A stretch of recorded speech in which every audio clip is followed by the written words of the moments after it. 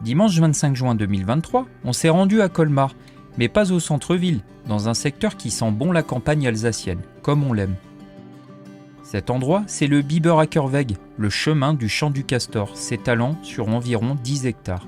On y a rejoint le collectif Biberacker Environnement pour une petite balade d'environ 1 heure, afin d'en apprendre un peu plus sur le lieu, mais aussi sur le projet immobilier à venir ici. En effet, la ville de Colmar, devant répondre à une croissance démographique toujours plus importante, a déposé un permis d'aménagement le 5 juin 2023 en vue de réaliser la voirie qui desservira la cinquantaine de lots selon le collectif. Donc l'objectif de cette visite est de faire connaître ce secteur magnifique et mal connu, parce qu'on est dans un endroit qui est en impasse. Il n'y a pas de raison en fait, de venir par ici, de pousser là au bout de cette petite route. Et le deuxième objectif, bien sûr, de cette visite, c'est d'obtenir l'abandon de ce projet de lotissement qui, étant sur une zone naturelle sensible, avec de fortes caractéristiques de zone humide, est complètement déraisonnable. Il y a l'argument du maire de dire que c'est déjà dans les tuyaux depuis 2017 et qu'on peut trop rien y faire. Il peut tout à fait refuser d'accorder ce permis. Le projet est porté par la société Biberacker Aménagement, filiale de la société Sovia. 7 à 8 mois de travaux sont prévus pour viabiliser les lieux. Par la suite, les terrains seront vendus à la découpe, entre 55 000 € et 60 000 € l'art, sur lesquels se construiront maisons mitoyennes, petits collectifs, maisons individuelles et un parking sur plusieurs étages, appelé aussi silo à voiture, permettant de réduire l'emprise au sol. Le maire présenterait la chose comme le premier écoquartier de Colmar. Faire un écoquartier sur une zone naturelle sensible, c'est original, quoi. L'artificialisation des sols à Colmar, comment ça marche? Parce que c'est un thème qui est au cœur de l'actualité. Depuis une quinzaine d'années, ce serait 130 hectares en fait, de terre sur le sud-est de Colmar qui sont visés comme ça par l'urbanisation, qui sont grignotés au fur et à mesure. C'est-à-dire que la ville a toujours évité de faire un diagnostic clair des zones humides.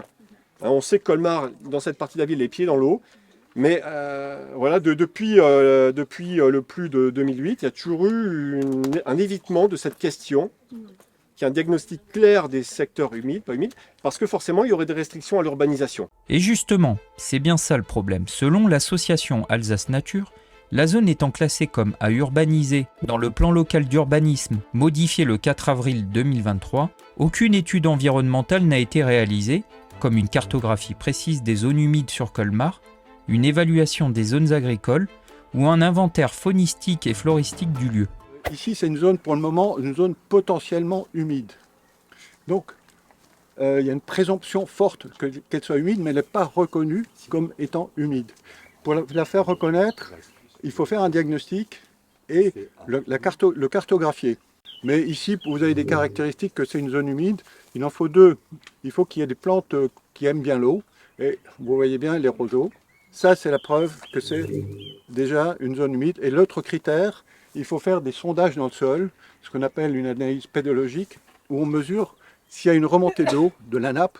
Donc, je vous ai déjà parlé du refus de la ville de faire un diagnostic de ces secteurs humides, alors qu'il y a tout à fait la possibilité pour la ville de s'auto-saisir pour faire un tel diagnostic dans une optique de préservation de son patrimoine. C'est ce qu'a fait Nantes, par exemple, il n'y a pas très longtemps. Le collectif demande aussi que le site soit protégé au même titre que le centre-ville de Colmar pour sa valeur patrimoniale, considérant que le Biberacker Weg fait partie de l'histoire de cette ville.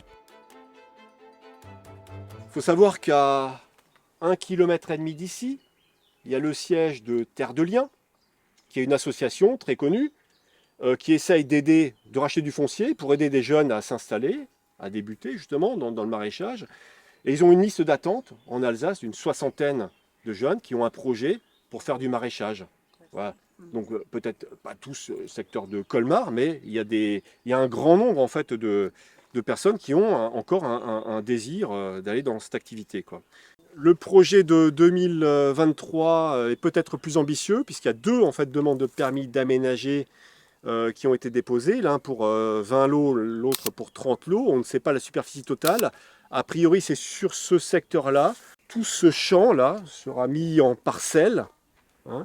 Le cœur d'îlot aussi, là, dont on est en train de faire le tour, pareil, sera mis en parcelles constructibles. Il y aura 2 nouvelles voies, hein, qui découperont le secteur de façon orthogonale. Une voie qui ira de la rue Michelet jusqu'à la Laure, voilà, qui traversera donc les fossés. Et une voie qui va reconstituer la rue des Primes Verts. Le maire est-il vraiment venu ici, à cet endroit? A-t-il fait la boucle qu'on est en train de faire? Et on lui demande une audience, en fait, pour pouvoir parler de cette question, mais une audience pas dans son bureau, ici, sur place. Donc je reviens juste sur la chronologie. Donc en 2017, adoption du PLU dans lequel on est actuellement, plan local d'urbanisme. 2019, premier projet de lotissement qui a été retoqué.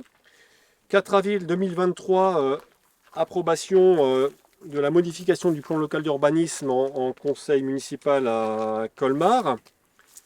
Et 5 juin 2023, dépôt de 2 demandes de permis d'aménager.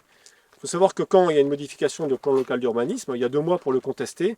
Donc là, on voit que directement, le lendemain du délai de 2 mois, paf, le permis, les 2 demandes de permis d'aménager étaient déposées. Donc il y a vraiment les choses sont un petit peu cousues de fil blanc, on a l'impression. Et il y a vraiment une volonté forte d'aller au bout cette fois-ci, je pense, quoi. C'est en train de se jouer, voilà, en 20 ans, toutes les terres maraîchères de Colmar auront été bouffées. Donc l'idée, c'est d'essayer de sauver vraiment ce qui peut l'être. Néanmoins, les choses ne sont pas encore faites pour le promoteur, car à ce jour, une partie des propriétaires ne sont pas disposés à vendre leurs parcelles de terrain.